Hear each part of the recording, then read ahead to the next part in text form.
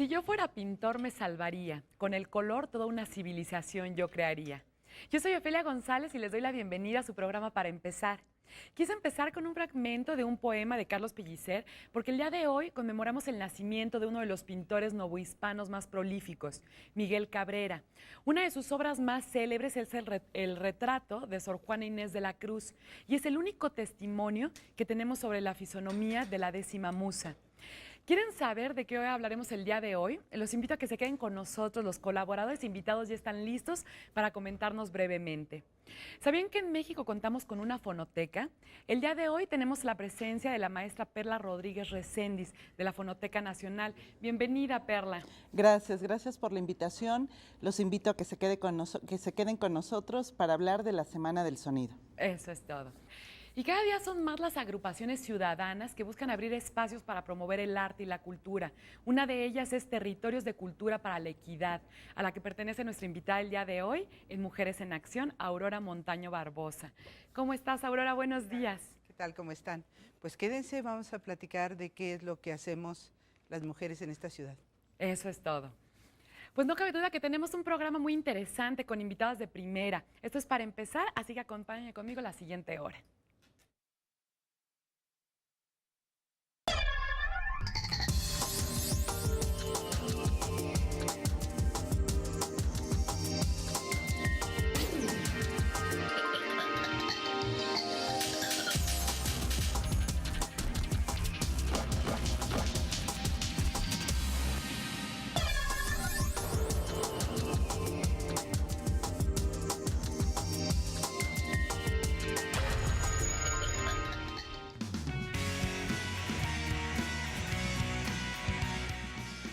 Para terminar la semana, queremos comenzar nuestro viernes con una noticia amable. Por supuesto, le doy la bienvenida a Ana Lucía. ¿Cómo estás, Ana? Muy bien, muchísimas gracias, Ofelia. ¿Cómo estás? Bien, gracias. Aquí ya contenta de que va a ser fin de semana. Ay, sí, por fin viernes, qué rico. Por fin viernes. ¿Cuál es la noticia amable el día Bueno, de hoy? habíamos platicado el miércoles sobre la ruta de aromas y sabores de México, ¿te acuerdas? Ahora ya pasó por San Luis Potosí, fue donde estuvo el día de ayer, el día 26 de mayo. Pero, ¿qué les parece si vemos la cápsula que les traemos preparada? Por supuesto, vamos a verla. Querétaro regaló un ambiente campirano con una muestra de charrería y su platillo regional. San Luis Potosí ofreció sus paisajes llenos de historia, como la Casa Grande en Salinas, recinto productor de sal en las épocas del siglo XVIII, así como sus atardeceres únicos. Con el encanto entre sus calles y un sinfín de leyendas, Real de 14 enseñó las bellezas del desierto como parte de esta ruta. En su turno, Coahuila mostró la primera vitivinícola de América desde 1597. Casa Madero hoy representa una de las mejores casas de vino a escala mundial. Las bellezas de Nuevo León, la tradición culinaria y la modernidad de Monterrey serán los próximos destinos de aromas y sabores de México en el norte.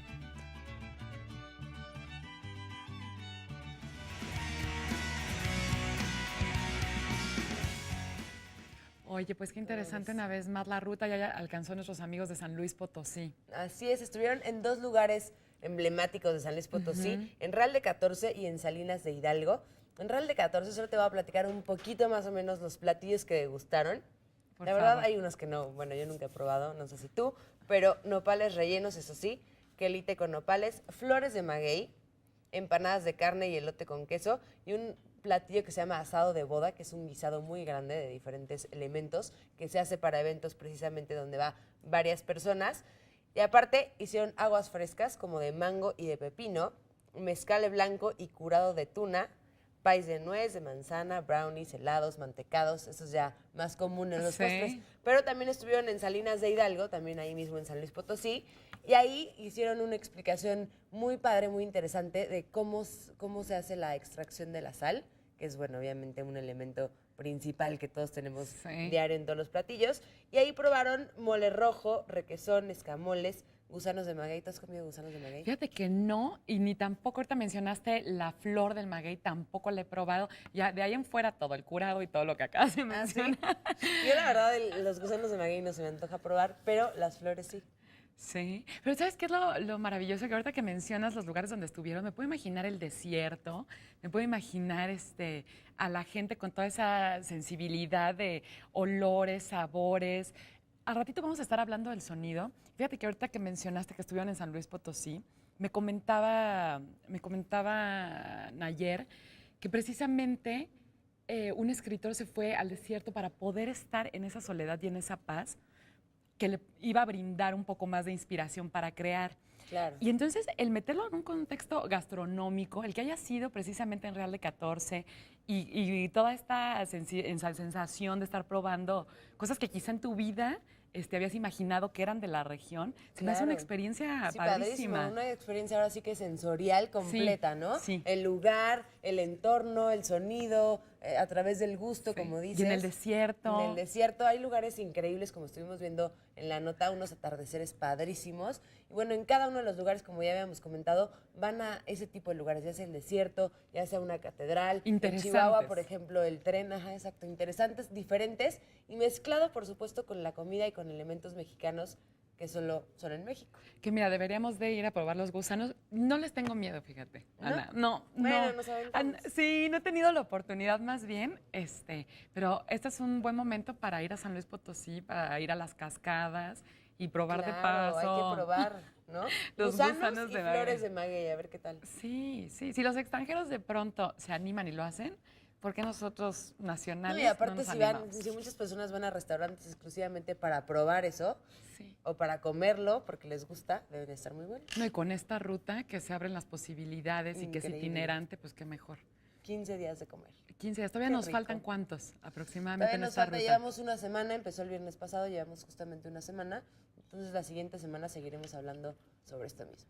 Ok, y sabes que yo aprovecho para la gente que en todo caso no pueda ir de pronto a San Luis Potosí esta semana, también en Querétaro va a haber una feria de la paella y del vino este fin de semana. Hay muchísimos viñedos, entonces vale la pena también visitar. Así es, por Tequisquiapan también creo Sí. que van a ser como Es en los Tequisquiapan, de principales. hecho. Ajá, quesos también. Quesos, pues Ay, qué rico. anímense Hay a que ir el comer. fin de semana. Sí, Vamos por allá. muchísimas gracias, Ana A Lucía. ti. Te espero el lunes. Claro que sí, aquí nos vemos. Que tengan excelente fin de semana. Eso es todo. Ustedes no se vayan, en un momento regresamos.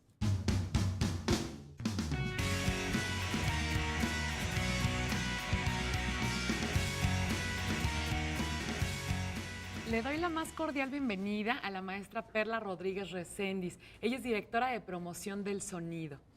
Gracias. Perla, muchas gracias por estar aquí con nosotros Gracias el a día ti. de hoy.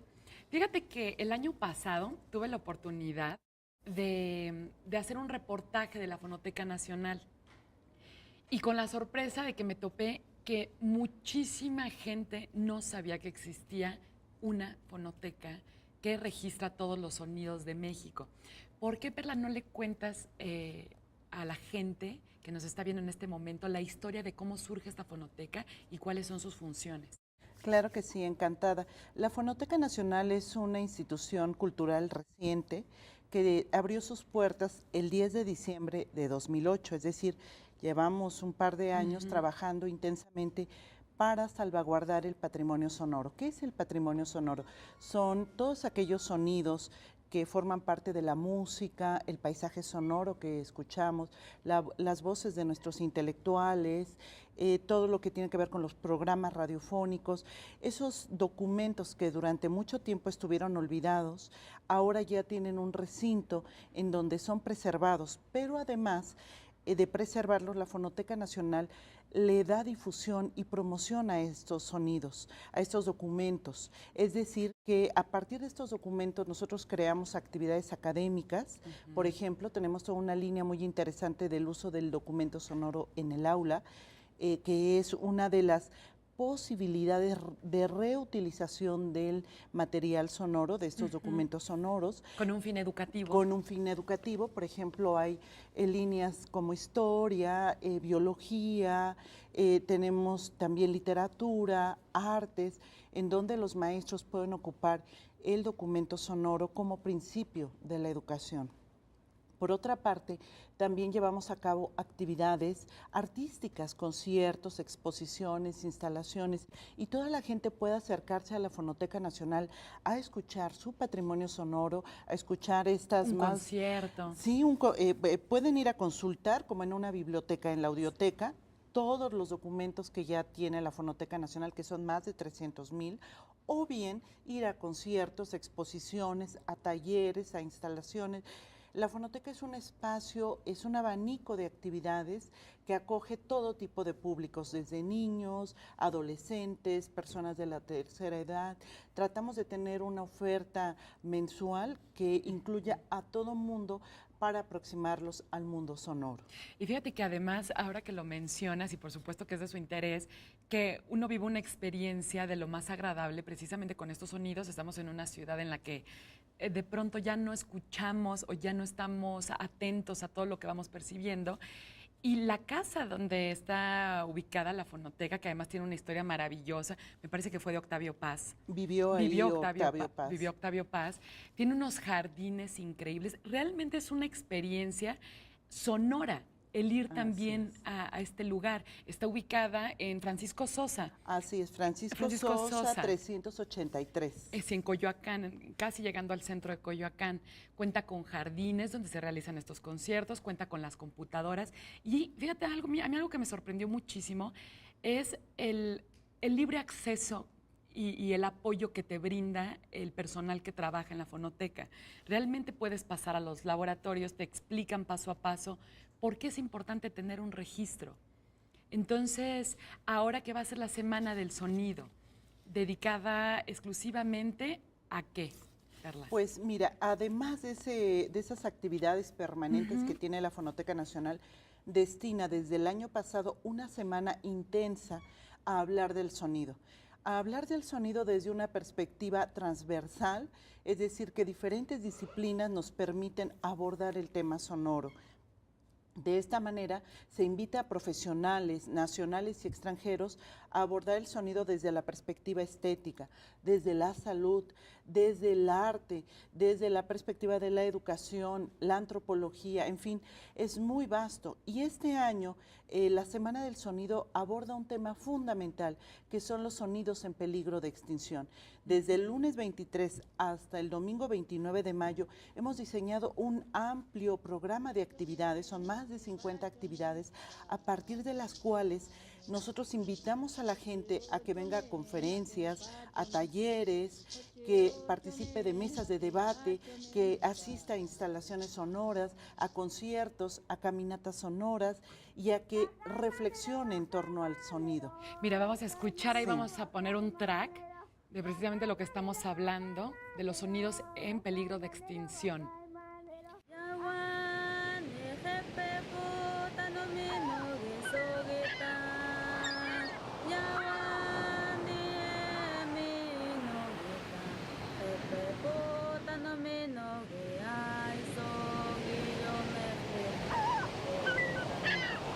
Mira, lo que estamos escuchando precisamente viene muy en relación de uno de los talleres, ¿no? Lenguas indígenas, herencia sonora en peligro de extinción. Así es. Es lo que estamos escuchando en este momento, que se llama Es una Cucapá. cápsula. Sí, en esta cápsula recuperamos la sonoridad del cucapá, que es una lengua indígena que todavía tiene hablantes en Baja California. Precisamente como en marco de esta Semana del Sonido, lo que nosotros quisimos hacer es recuperar ciertos sonidos que se están apagando y quisimos que la gente los pudiera escuchar. De hecho, esto es un disco que la Fonoteca Nacional editó como parte de una colección en donde recupera estas sonoridades y trata de aproximar a la gente a la reflexión sobre estos sonidos que forman parte de nuestra identidad, forman parte de nuestra cultura y que se están perdiendo poco a poco. de nuestra historia. De nuestra historia, justo. Y en la Semana del Sonido llevamos a cabo una mesa de reflexión sobre los sonidos de las lenguas indígenas en peligro de extinción. Apoyada por todos estos especialistas que mencionas. A mí me llama la atención dos temas, por ejemplo, que van a ser tratados o que ya se trataron. De la escucha a la arquitectura del sonido. Platícame de esto, Pedro. Bueno, mira, es importante comentar que el sonido forma parte de los entornos que nosotros vivimos.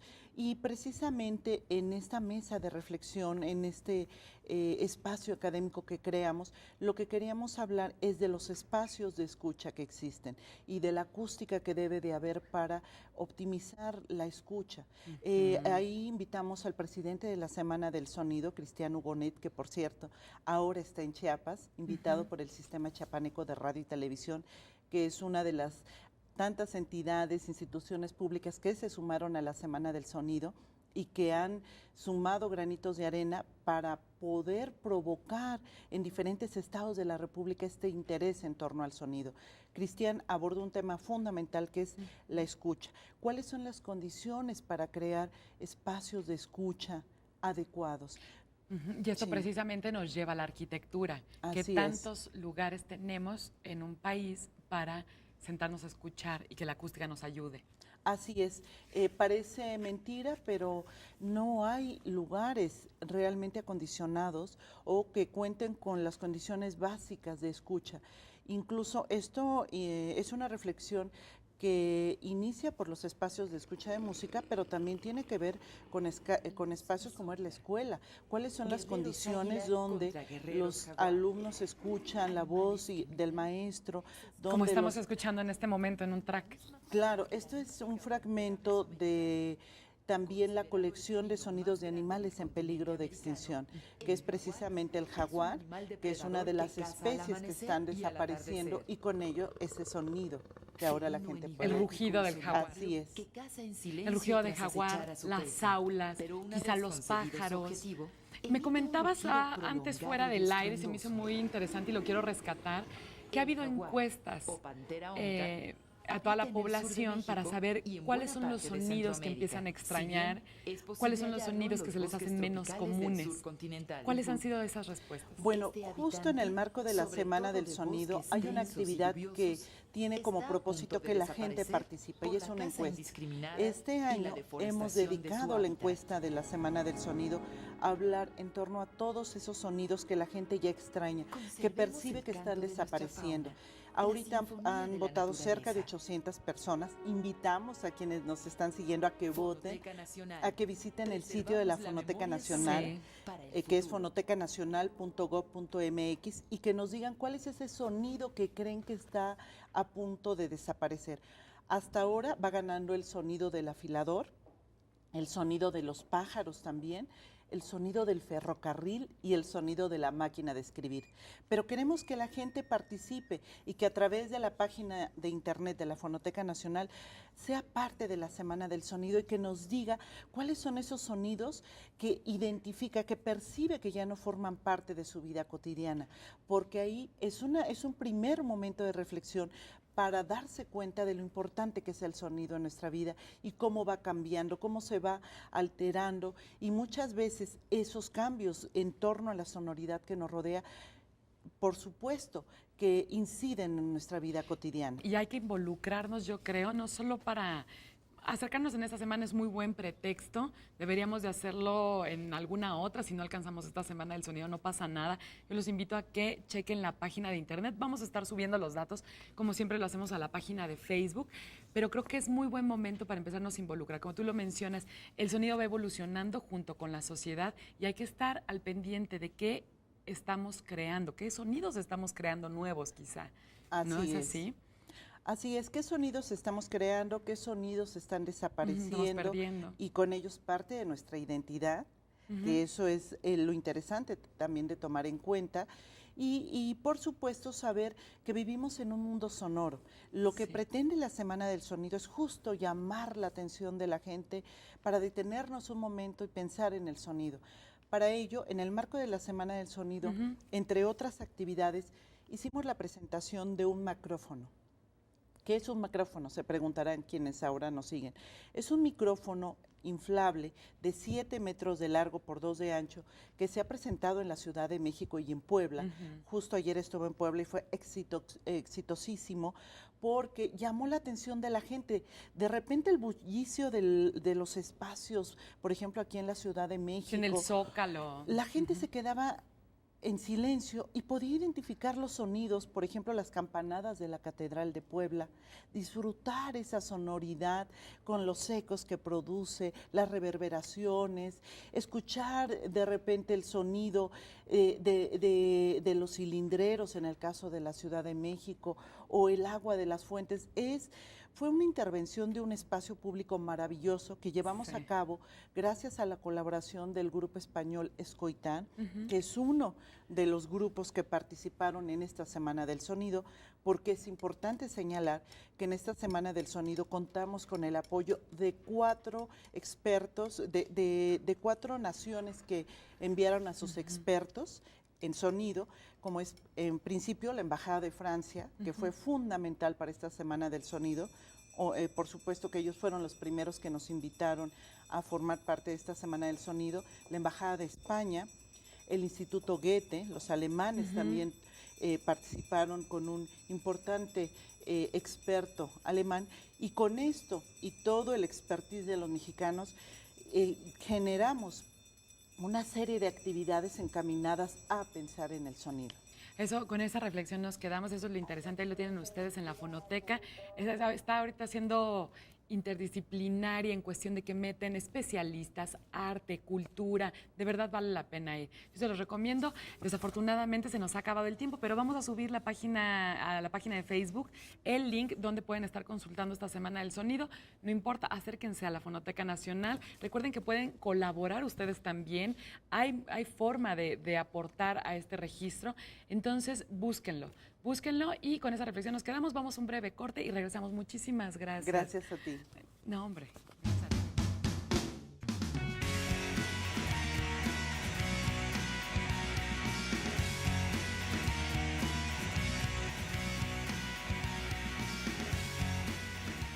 Además de las propuestas estéticas, el arte también ha ido desarrollando y perfeccionando diversas técnicas, ya sea para pintar o para conservar la pintura misma. Una técnica, eso me encantan los viernes de técnica, Casana, porque es el único momento que tengo para ensuciarme las manos. Pues sí, hoy vamos a hablar del barniz. Ofe, ¿tú has barnizado algo en tu vida? Por supuesto, he barnizado una mesa que tenía de madera. ¿Y tus uñas? Y mis uñas. Por ejemplo. Bueno, las he laqueado, porque ya me enteré que es laca también. Pues sí, fíjate que cuando barnizaste la mesa y tus uñas, el barniz está cumpliendo la misma función, que es protectora. Entonces es una función protectora para, en tu caso, pues las uñas que no se te rompan, y también le ponen un poco de color para que sea estético. Claro. Pero en una mesa también tiene, por ejemplo, una mesa de madera se barniza para que la humedad no la pueda atacar. Para que esté más protegida. Esté protegida de muchas cosas. En el arte tiene la misma función un barniz. Pero ahorita vamos a platicar más o menos la historia de dónde viene, si a poco hace 3000 años existía o no, de qué está hecho, y al ratito vamos a preparar 2 tipos de barniz. Ok, maravilloso. ¿Qué te parece si nos empiezas a dar un antecedente del barniz? Mira, para empezar vamos a explicar qué es un barniz. En general, digamos, ahorita vamos a hablar de los barnices tradicionales, de los orgánicos. Ya, los que empezaron, con los que los empezamos, pioneros. los pioneros. Porque claro, hay que acordarnos que ahorita con las nuevas tecnologías, con el petróleo, todo el siglo XX tuvo una revolución de barnices hechos a base de petróleo, ¿no? Con los acrílicos, los vinílicos, etc. Pero esos los vamos a dejar ahorita de lado. Okay. Vamos a hablar de los más antiguos. ¿De qué época estamos hablando, Cas? Pues mira, la primera mención que hay históricamente de un barniz la hizo Plinio. ¿Quién es Plinio? Plinio es un científico, escritor romano del siglo I, nace como en el año 52, imagínate. Y él hizo toda una serie de escritos de todos los temas, muy como enciclopédico. Y él ya habla de unas resinas mezcladas con aceite. No le llama barniz, todavía no existe esta palabra, ¿no? Era como un poco alquimista. Sí, todavía como que eran muchas mezclas, no da proporciones, no te da una receta, no te dice ni para qué sirve, nada más hace una mención, pero que cumple las características de lo que es un barniz. Como un descubrimiento que deja escrito. Sí. Tienen que pasar 1000 años para que ahora sí en un tratado de pintura que hace un monje, ustedes que no van a creerlo, pero los monjes también pintaban. Sí, ¿no? estaban involucradísimos. Sí. Entonces este monje se llama Teófilos, es un monje alemán que se dedicó a escribir todos sus conocimientos de pintura para que quedara claro los procedimientos. Y ahí sí ya encontramos una fórmula. Entonces te va diciendo, bueno, vamos a necesitar resina y vamos a poner solamente una cuarta parte y lo vamos a disolver en aceites. Ahora, los barnices antiguos estaban hechos con aceites, ahora no, ahora los hacemos con solventes, son distintos. Pero en ese momento les funcionaba con el aceite. ¿Por A qué? Teófilo, por ejemplo. Porque fíjate que los solventes, así como el aguarrás, el que conocemos todos, no era común hasta el siglo XVI. O sea, ahorita vamos a la tlapalería. Y ¿Me sale da un litro baratísimo. de aguarrás, por favor? Y ya rapidísimo. Y ya. baratísimo. Pero en realidad es un proceso pues más complejo.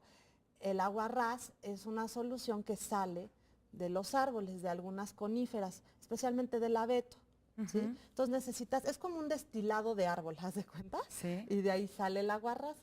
Entonces, Que supongo que las máquinas que han de necesitar para hacer un destilado de este tipo han de ser bastante complicadas. Por eso mencionas que no era común. bueno, antes no se necesitaban grandes maquinarias, pero sí un procedimiento de evaporación y después de condensación, así, una cosa como más tardada. Entonces no era tan fácil. Pero ya en el Renacimiento, en el siglo XVI, se vuelve más común. Y los artistas dicen, ¡ay, qué padre! Porque los barnices anteriores eran muy espesos. Todos se acuerdan más o menos, a lo mejor no todos, del aceite de linaza con el que hacen el óleo. Es Claro un que ya en otro momento nos lo presentaste. Sí, es un aceite no muy espeso, pero todos conocemos los aceites, son como densos. Y si a ese le echamos resina, pues todavía se hace más denso. Entonces eran unas cosas pegajosas, muy difíciles de aplicar, no como los barnices de ahorita que le pones la brocha y aplicas con facilidad. Y mira, Casa, a mí me queda una duda ahí. O sea, ¿lo utilizaban el barniz, el pionero, específicamente para el arte? ¿O tenía otros usos ya Fíjate, sobre madera sí, o cosas para cuidar? se usaban para los muebles, pero también para las losas de las, digamos como las banquetas, para Sí. protegerlas de la humedad. Es decir, también para las tejas, se barnizaban las tejas de las casas. Es decir, los barnices tienen aplicaciones en muchos ámbitos de nuestra vida. O sea, son muy amplios. Y desde entonces, o sea, en esa época, ¿a nadie se le había ocurrido todavía ponerle pigmento? O sea, lo que hablabas No. precisamente de las uñas. O sea, No. hasta ahí seguía siendo transparente o supongo que algún color un poco más y ámbar. debe ser transparente. Claro, uno le puede poner un toquecito de rojo, por ejemplo, y entonces tienes tu madera normal de pino, y si le pones un barniz con un toquecito, pues ya le das otro aire, ¿no? Sí. Pero Y ahora es cedro. bueno, también puedes ahí fingir un poco de calidad en la madera. Sí, sí, Pero la idea es que los barnices sean transparentes. ¿Para qué? Para que cuando tú barnices un cuadro, respete los colores. los colores y todo lo que habías hecho antes. Entonces, si quieres, vamos a hablar de las características que debe tener un barniz. Sí, pero antes me gustaría que me dijeras, bueno, ya eso fue en el Renacimiento. ¿Y de ahí se empiezan a perfeccionar las técnicas hasta el día de hoy o qué sucede? Fíjate que de las recetas del Renacimiento hasta que surgen las nuevas tecnologías y nuevos materiales, en realidad sigue siendo la misma receta. Las que vamos a hacer ahorita. La misma fórmula. Sí, son las mismas que pudo haber usado Velázquez en el barroco o Rubens o Rembrandt. En realidad no han cambiado mucho porque han sido muy efectivas. Sí. Y son las orgánicas. Son las Hay que orgánicas, recordar. están hechas, yo cuando hablo ahorita he mencionado resinas, son resinas naturales, ¿sí? Se pueden usar resinas fósiles como el ámbar, pero ya hemos dicho que el ámbar en realidad tiene un punto de fusión, o sea, se disuelve hasta los 300 grados centígrados. O sea, Que también es otra resina que cae del es árbol. muy, muy elevado, entonces para fundirla está en chino, pero podríamos hacer un barniz de ámbar. Pero usamos barnices más nuevos, no tan, los fósiles son de hace muchos años, y los barnices que usamos ahorita usan resinas nuevas. ¿Cómo se obtienen estas resinas? A los troncos de los abetos se les hacen cortes y entonces sale una especie como de sustancia que es esa resina. Es muy pegajosa, muy, muy pegajosa. Es como si de alguna forma sangrara el árbol, estamos de alguna manera lastimándolo, pero pues de ahí sale como savia, la resina, se limpia porque está llena de basuritas, de insectos, de todo lo que esté en un tronco. Sí, claro. Y entonces eso se mezcla con el solvente, que podría ser un aguarrás o una esencia de trementina, que también vienen de árboles. Es decir, todo es orgánico, todo viene de un árbol.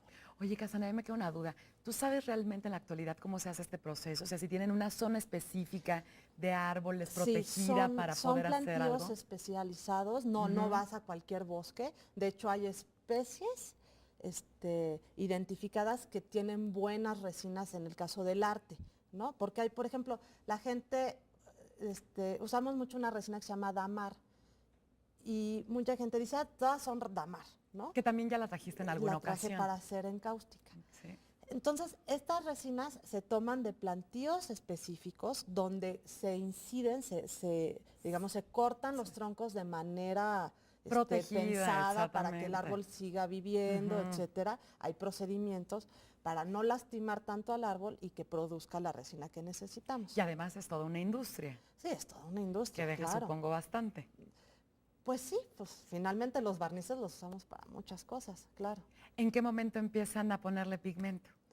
Fíjate, es que te digo que el pigmento es como un Arbitrario. toquecito que se usa más en la vida como utilitaria, más que en el arte. En el arte sí es necesario que sea transparente. Ahora, fíjate, mi pregunta era desde hace rato, Ajá.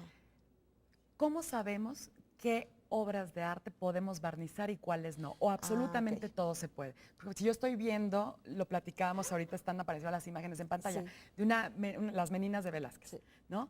Y de pronto, ni siquiera me doy cuenta que está barnizado y Casandra me está diciendo, no, lleva barnizado desde que las hizo, estuvo bien pensado, Sí. tuvo toda una intención al barnizarlas. ¿Qué obra de arte podemos barnizar? Mira, como regla hay que barnizar todas las pinturas. Todo lo que hagamos, digamos, en arte, en pintura, debe ser barnizado. ¿Por qué? Como en el caso de las meninas. ¿Qué pasó?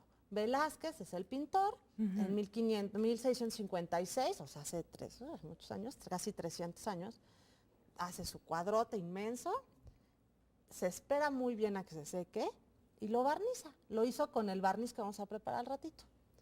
Pasan 300 años, ahora está exhibido en el Prado y en 1982 dicen, ay no, ya hay que darle una manita de gato. Porque Sí, ya se ve que empieza a tener su deterioro Sí. natural. Y entonces, gracias a una gran cualidad que tienen los barnices, que es que se pueden limpiar, se pueden disolver de nuevo, estos barnices se pueden quitar Sin afectar la obra. sin afectar la obra. Entonces eso es increíble porque tienes tu pintura con tu barniz y es una capa protectora. Al barniz se le van a pegar las cacas de mosca, Sí, claro. los huevos de araña, el smog, el humo de tabaco, Sí, todo.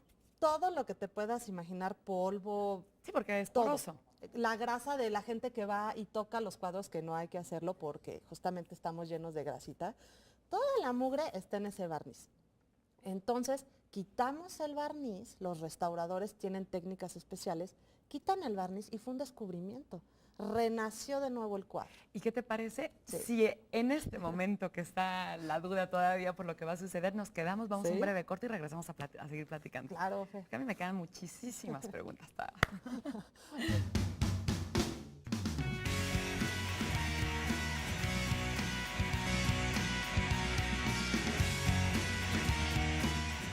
Hay mujeres que luchan un día y son buenas. Hay otras que luchan un año y son mejores.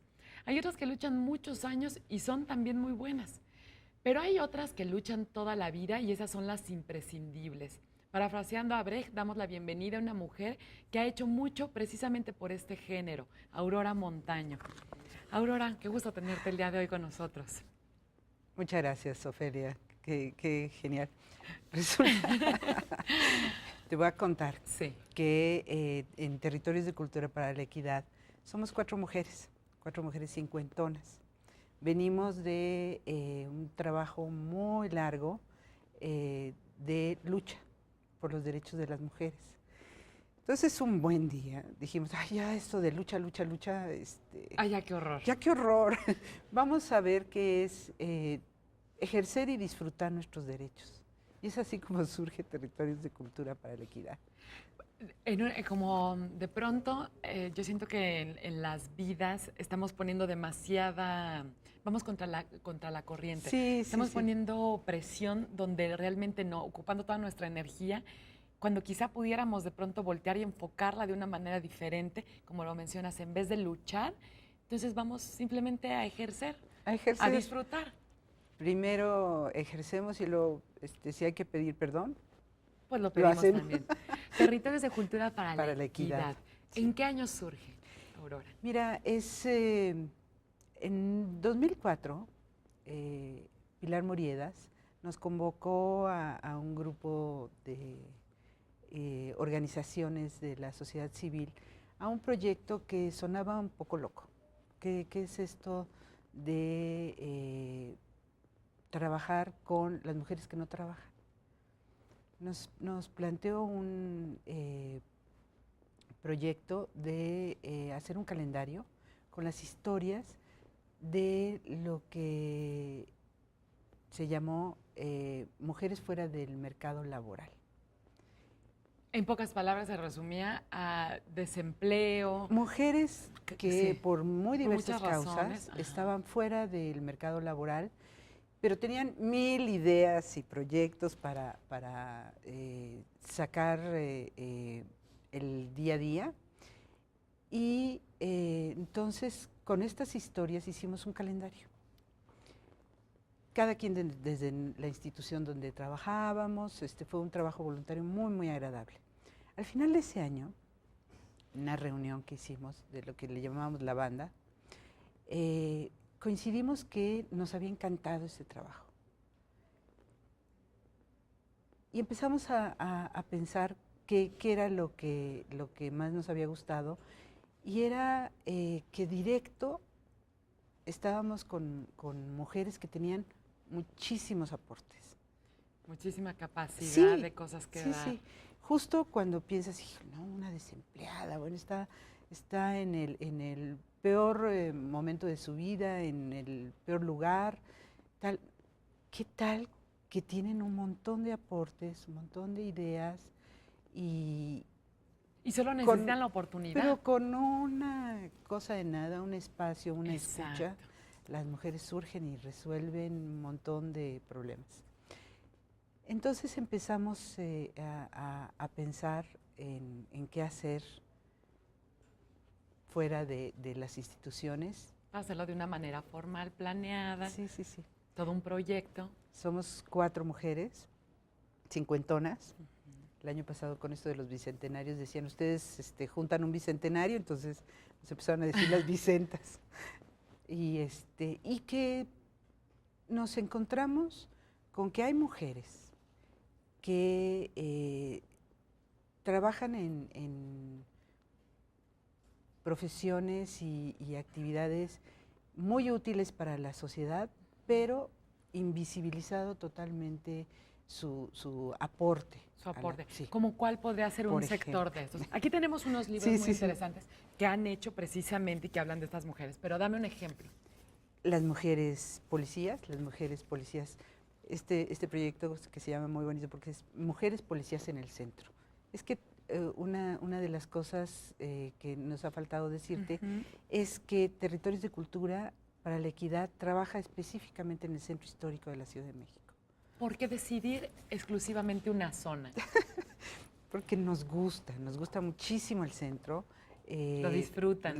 Lo pedaleamos Ay, todo qué el rico. tiempo, vamos museos, restaurantes, parques. Es que es mágico. Sí, sí, sí. El centro de la Ciudad de México, y a mí también me parece un lugar completamente Sí. mágico. Existe todo. Todo, lo que quieras está en el centro. Todo está en el centro. Lo que pasa es que nosotros surgimos desde lo que nos gusta a nosotras y que queremos compartir con otras, ¿no? Exacto. Entonces dijimos, pues el centro sí, ¿por qué no? Vamos al centro. Ujú. Y comenzamos con un proyecto que se llamó Mujeres, Museos y Monederos. Trabajamos con vecinas y oficinistas del centro histórico y que empezamos trabajan en los museos. que trabajan precisamente. en museos, oficinas públicas, son vendedoras, trabajan en los restaurantes, en fin, todas las mujeres que viven o trabajan en el centro histórico. Ahora, me imagino que de pronto son 4 mujeres las que se unen, todo este grupo de amigas dicen, vamos a hacer algo padrísimo para llevarle a la gente lo que más nos gusta. que es el poder femenino, el que sí se puede, El visitar ser los vistas, museos, exactamente. visitar los centros culturales, entrar Ujú. a un concierto en Bellas Artes. Pero me imagino que de pronto no ha de ser sencillo, porque ¿cómo acercarse a esas mujeres si de por sí están en un momento vulnerable de su vida? Y a veces la reacción es de resistencia. A ver, ¿qué quieres hacer conmigo? ¿Quieres hacer un proyecto? Pero te voy a ayudar, pero estoy desempleada, pero me vas a pagar. Ajá. ¿Cómo empieza toda esta logística para involucrarlas? Fíjate que ahí es donde empezamos encontrando una gran cantidad de socios. Ajá. Para decirte, el proyecto de la vía pública, la Vía Láctea, pasando por Pino Suárez, es con las trabajadoras del barrido, de la limpieza, el barrido y limpian las fuentes, hacen la jardinería del centro histórico. Mujeres que trabajan en la intendencia del centro histórico, que depende de la autoridad del centro. Claro.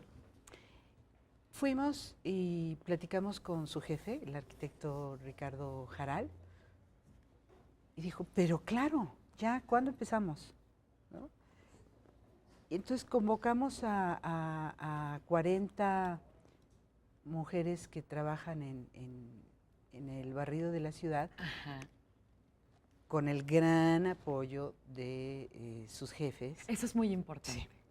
Eso No, es bueno, muy aquí importante. la alianza con Ricardo Jaral y con la doctora Alejandra Moreno Toscano, bueno, ha sido esencial, ¿no? Y como lo dices, empezar a involucrar a instituciones. Claro. Eso es lo genial que hemos encontrado en Territorios, que encontramos que las mujeres significan algo para otra gente. Nosotros las ponemos por delante. Que dignifican Sí. toda una ciudad. La ponemos por delante a las mujeres. Mira, estamos viendo unas imágenes. Trabajamos con su testimonio, sus imágenes, tal. Y entonces la gente dice, sí, quiero. Bueno, hay una frase de Ricardo Jaral que me encanta, porque dice, con ustedes lo que pueda. Se queda un momento pensando y dice, también lo que no pueda, con ustedes vamos para adelante, ¿no? Ahora, ¿cómo le dan difusión a estos libros, Aurora? Pues mira, no sé cómo han salido, hicimos 1000 ejemplares de este libro, por ejemplo, y se han repartido todos. Ya hoy me costó trabajo juntarte Sí. una colección. ¿Están a la venta? No están a la venta. Hemos tenido el apoyo de instancias del gobierno de la ciudad, Qué de maravilla. UNIFEM, de la Cooperación Española. Entonces son libros que se distribuyen. Y se ha involucrado instituciones, Muchísimas, sociedad, sí, etcétera, sí, etcétera. sí, sí. ¿Cuál es el mensaje? ¿Cuál es la reflexión para terminar que quisieras dejar con toda esta colección de libros? Pues que estas mujeres están ahí afuera con una gran cantidad de aportes. Estamos dando a conocer quiénes son, qué hacen, qué propuestas tienen para vivir mejor en la ciudad, cómo encontrarnos en el espacio público y disfrutar. Y Y que haya un registro de todas estas actividades, de todas estas labores que estamos haciendo como mujeres. Porque porque estamos todas juntas, Sí, claro ya que no en sí. la lucha, sino en el disfrute, Sí, en el como lo acabas de disfrute. Sí, mencionar. claro que sí. Pues muchísimas gracias, Aurora, precisamente por la labor, por traernos esta información y para que todo nuestro auditorio femenino sepa que se puede de pronto acercar Sí, a claro este que tipo de sí. instituciones. Tenemos una página Por web, favor.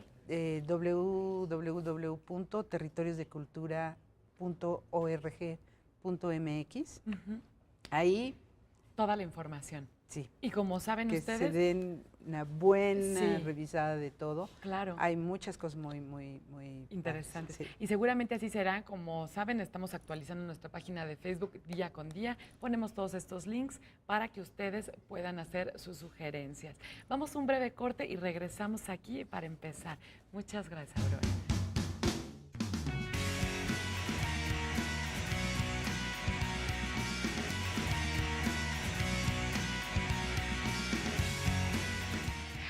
Ya estamos de regreso con nuestra guía, nuestra gurú en materia pictórica, Cassandra Sabac.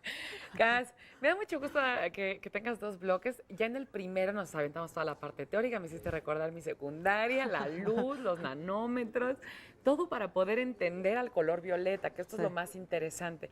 Ahora, desde tu punto de vista como artista, es súper importante el estudiar los colores, en este caso, el violeta, habíamos dicho, no solo hay que ver el color ya, hay que ver la psicología del color. Claro. Culturalmente, ¿qué evoca dependiendo de la región? Sí. ¿No? ¿Por qué no me platicas un poquito? Mira, más? fíjate que ahorita que mencionas esto, Ofelia, si pensamos que en la longitud de onda el violeta es el que tiene la más cortita, hace que el color realmente sea, en la percepción, un color muy tranquilo. Relajante. Muy relajante. Y eso ha hecho que culturalmente al violeta se le asignen símbolos como de espiritualidad, signos de transmutación. de transmutación, de mucha paz, ¿no? Pero también es el símbolo de la realeza. Ajá. Es un símbolo que denota cierto rango aristócrata. ¿Y por qué? ¿Por qué? Qué interesante. Fíjate que viene porque era muy caro conseguir violeta, muy, muy caro, era carísimo. Para pintar. Solamente un rey podía comprar violeta y entonces tener una capa color violeta. O sea, cualquier persona, no. Digamos, la gente común y corriente vestía de verde, de café, ¿no? Porque eran Sí. colores muy corrientes, muy baratos. Sí, como ya en alguna ocasión lo estábamos viendo, los colorantes, los pigmentos, Sí. o sea, los dos son cosas diferentes, que ya nos los contó Cass, pero era difícil. ¿De dónde se extrae? ¿Por qué era tan caro? Pues fíjate que el violeta y el púrpura se extrae de unos caracoles, Ok. de unos moluscos, no de cualquiera, no se crean que van a la playa, agarran cualquier caracol. Sí, que y va al salen. mercado, agarra el Sí. pulpo y ya me lo No, llevo a mi casa. Son unos que vienen de una familia que se llaman murex. Murex. ¿Sí? Estos caracoles son tal cual unos caracoles como los que te pones en el oído, Sí, redonditos. redonditos, y traen un animalito adentro. Ahorita, por ejemplo, estamos viendo el espectro, acuérdense de lo que vimos hace ratito, ¿no? Ujú. Y el violeta es el del final, ¿no? Para que Estemos puedan ubicados. ubicar, sí. Entonces, si regresamos al caracol, ¿cómo funciona esto de los caracoles? Cuando los caracoles se asustan o están en una situación de peligro, Ujú. sacan una tinta, Sí. como los pulpos también, los nada pulpos. más que el pulpo tiñe de un color como negro, más negro, ¿no? Más sí. pardo. Y estos caracoles sacan un color que cuando apenas sale es como amarillo y al contacto con la luz y el aire se pasa del amarillo al naranja, al rojo, hasta llegar al violeta. Pasa precisamente por esta gama que Sí. acabamos de ver, que por cierto, el color que nos faltaba y que hace rato estábamos dudando De con los la 7 memoria, colores del arco iris. de los 7 colores, era el magenta. El magenta, El sí. magenta, por fin llegó a la memoria. Sí. Ok. Mira, ahorita estamos viendo uno de los tipos de caracol múrices o murex, de donde se obtiene el violeta. Estos en la antigüedad se daban mucho en ciertas costas del Mediterráneo y en especial en una ciudad del Líbano que se llama Tiro. Entonces, normalmente, a veces uno abre los libros de pintura y dice púrpura de Tiro. Ok, Y es ya por- como nombre de la específico ciudad. de la ciudad donde se encontraba Sí. el caracol. Fíjate que cuenta la leyenda, que esto lo cuentan en la Odisea, que Helena de Troya andaba paseando con su perro en las playas mediterráneas, justamente, y el perro se pone a juguetear con uno de los caracoles que están ahí justo en la orilla del mar. Suelta el ven. Se asusta el caracol La tinta. por el perro y suelta el color.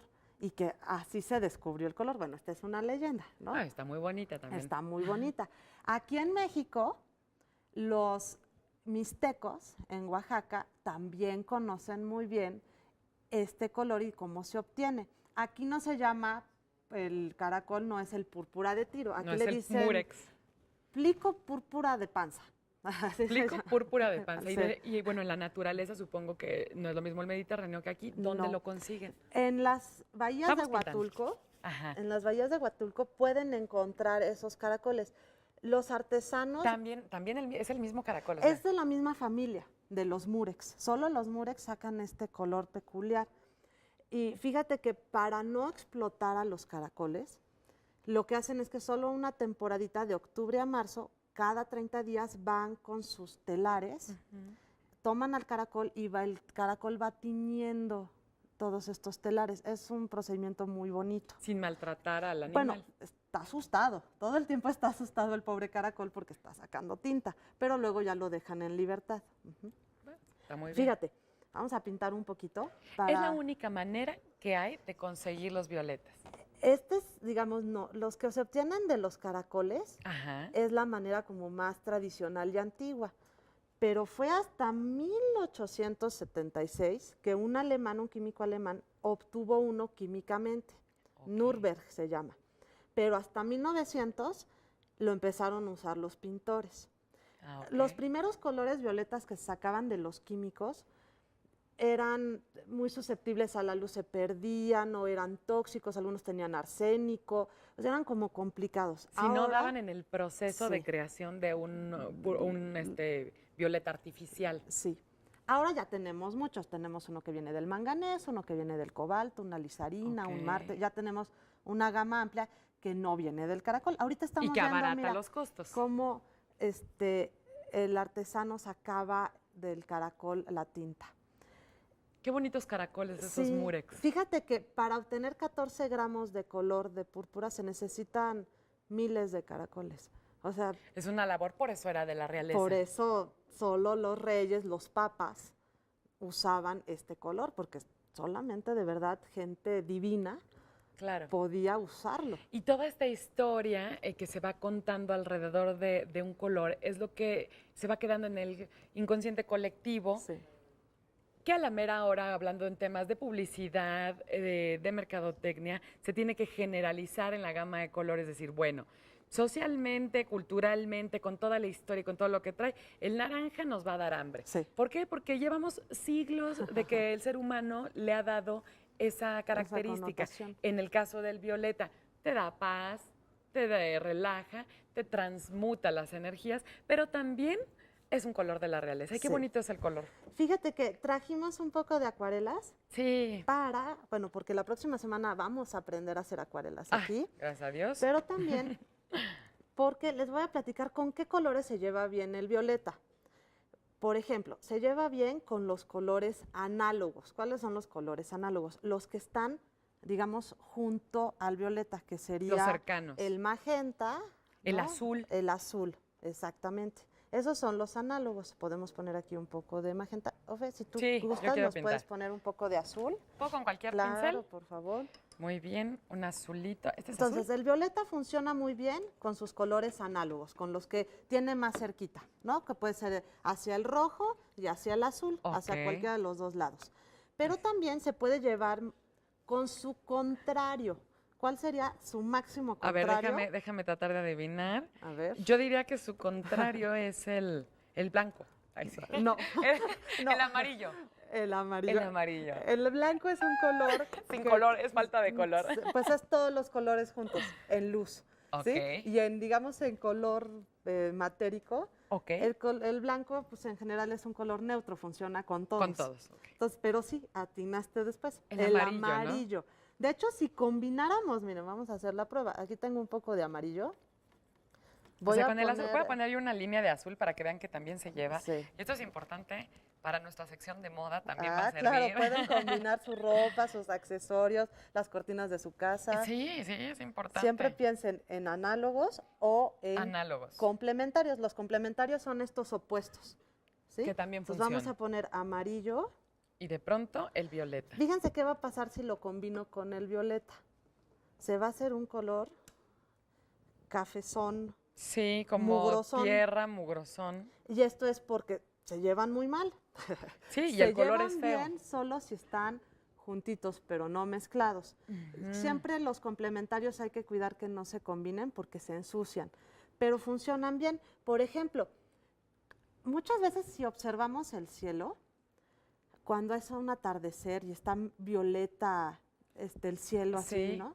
Las nubes son amarillentas. El blanco de las nubes no es blanco, blanco puro. Está más amarillento. Está más amarillento. Y esto, por supuesto, a la hora de hacer una obra de arte, como en tu caso, Sí. tienes que tener bien claro qué colores vas a combinar, un estudio de los colores Sí. antes de hacer una obra, ¿no? Fíjate que esto de las nubes lo aplicó mucho Siqueiros. Tiene muchos Claro. paisajes donde Sí. aparecen los violetas junto a blancos amarillentos y Sí. funcionan muy bien. No, toda esta creación de los pintores que siempre están como en la lucha por crear colores que nadie les puede igualar, Sí. eso me fascina. Y pues muchísimas gracias, Cas. Desafortunadamente el tiempo se nos ha terminado, pero nosotros nos quedamos aquí pintando, Sí. experimentando qué es el violeta. Como siempre vamos a subir la información a Facebook para que empiecen a ver con qué colores pueden combinar, no solo las cortinas, sino si se animan a hacer una obra de arte. Muchas gracias, No, Cas. a ti, Ofe. Muchas gracias a ustedes. Recuerden que tenemos una cita la próxima semana aquí. Para empezar, soy Ofelia González. Hasta la próxima. Que tengan lindo fin.